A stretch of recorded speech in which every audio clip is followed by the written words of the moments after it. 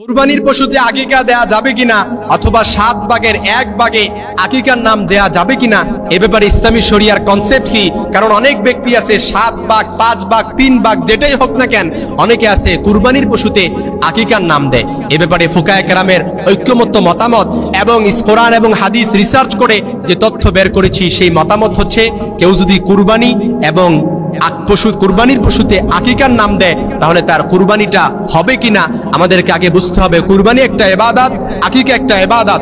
আকিকা হচ্ছে সদ্য নবজাত সন্তান যখন ভূমিষ্ঠ হয়, এই সন্তানের শুকরিয়া হিসেবে আপনি নির্দিষ্ট একটা পশু জবাই করলেন। আর কুরবানি হচ্ছে আল্লাহর সন্তুষ্টির জন্য সুন্নতে ইব্রাহিমের উদ্দেশ্যে, অর্থাৎ সুন্নতে ইব্রাহিমের আদায়ে এই পশুটা আপনি জবাই করলেন। এজন্য দুইটার উদ্দেশ্য দুই রকমের। এজন্য এই দুইটা উদ্দেশ্যে একই পশুতে আপনি যখন আকিকা আদায় করবেন তাহলে আপনার এই আকিকা হবে না, এবং অনেক ফুকায়ে কেরাম বলেছেন আপনার কুরবানিটাও বাতিল হয়ে যাবে। এ ব্যাপারে ফতোয়ার মধ্যে সৌদি আরবের প্রখ্যাত স্কলার শেখ সালেহ আল উসাইমিন রাহিমাহুল্লাহ এবং শেখ আব্দুল্লাহ বিন বাজ রাহিমাহুল্লাহ ফতোয়া ইসলামিয়ার মধ্যে স্পষ্টভাবে কোট করেছেন, আকিকা এবং কুরবানি এটা দুইটা ভিন্ন ইবাদত, এগুলো একসাথে কখনো আদায় করা যায় না। কেউ যদি কুরবানির পশুর 1 ভাগে আকিকার নিয়ত করে তাহলে তা যথাযথ হবে না। এবং শেখ সালেহ আল উসাইমিন রাহিমাহুল্লাহ আশ-শারহুল মুমতির মধ্যে উল্লেখ করেছেন, আকিকা ও কুরবানি একসাথে একই পশুতে কখনো করা জায়েজ নয় এবং এগুলো আলাদা ইবাদত, একে অপরের বিকল্প নয়। যেহেতু কুরবানি নির্দিষ্ট দিনে করা হয়, অর্থাৎ 10ই জিলহজ কিংবা না করতে পারলে 11-12ই জিলহজ করা হয় নির্দিষ্ট সময়ের মধ্যে, এবং আকিকাও যখন সন্তান ভূমিষ্ঠ হয় নির্দিষ্ট সময়ের মধ্যে না করা যায় তাহলে পরবর্তীতে করার কিন্তু অপশন থাকে।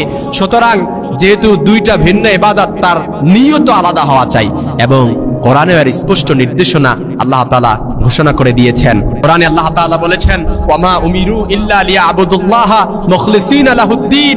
তাদেরকে তো এই নির্দেশই দেয়া হয়েছে যে তারা একমাত্র আল্লাহর জন্য ইবাদত করবে একনিষ্ঠভাবে। এজন্য প্রত্যেকটা ইবাদতের ক্ষেত্রে আপনার নিয়ত হওয়া জরুরি। এজন্য আকিকা একটা ইবাদত, কুরবানি একটা ইবাদত, একই অংশে কুরবানির পশুর মধ্যে একই অংশে দুইটা ইবাদত, অর্থাৎ দুইটা নিয়ত কখনো হতে পারে না।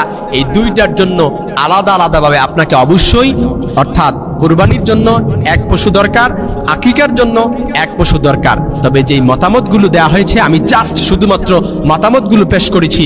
এবার আপনি চাইলে এটা গ্রহণ করতে পারেন, নাও করতে পারেন, কারণ কোরআনে স্পষ্ট নির্দেশনা এও এসেছে, লাইয়ানালাল্লাহা লুহুমুহা ওয়ালা দিমাউহা ওয়ালাকি ইয়ানালুহুত তাকওয়া মিনকুম। আল্লাহ তাআলা তাকওয়াটা দেখেন, যে তাকওয়াটা সুন্নতে ইব্রাহিম আলাইহিস সালামের যে আত্মত্যাগের উৎসর্গের ফোয়ারা, এটা আপনার অন্তরে সঞ্চারিত হচ্ছে কিনা, আপনার খুলুসিয়াত নিয়ত ঠিক আছে কিনা। কিন্তু আপনার খুলুসিয়াত নিয়ত হচ্ছে কুরবানি দিবেন, কিন্তু এটা আকিকা দিবেন, যেহেতু আকিকাতেও টাকা লাগবে কুরবানিতেও টাকা লাগবে, দুইটা উদ্দেশ্য একসাথে আদায় করে ফেলবেন, তাহলে এই নিয়ত যদি হয় তাহলে কুরবানি কখনো আদায় হবে না, আকিকাও কখনো আদায় হবে না।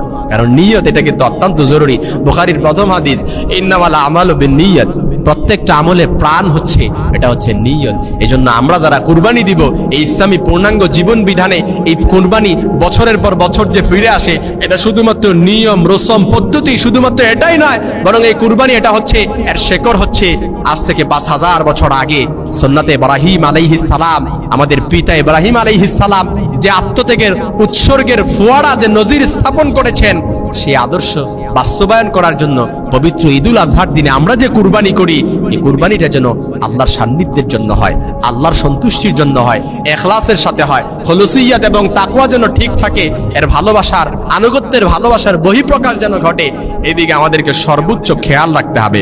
এই জন্য সর্বোপরি কথা হচ্ছে, আকিকা একটা ইবাদত, কুরবানি একটা ইবাদত, দুইটা ভিন্ন ইবাদত। এই দুই ইবাদতের কানেকশন দুই দিকে। এই জন্য একটা আরেকটার সাথে যেহেতু কানেকশন নেই, এই জন্য দুইটা আলাদা আলাদাভাবে আপনাকে আদায় করতে হবে।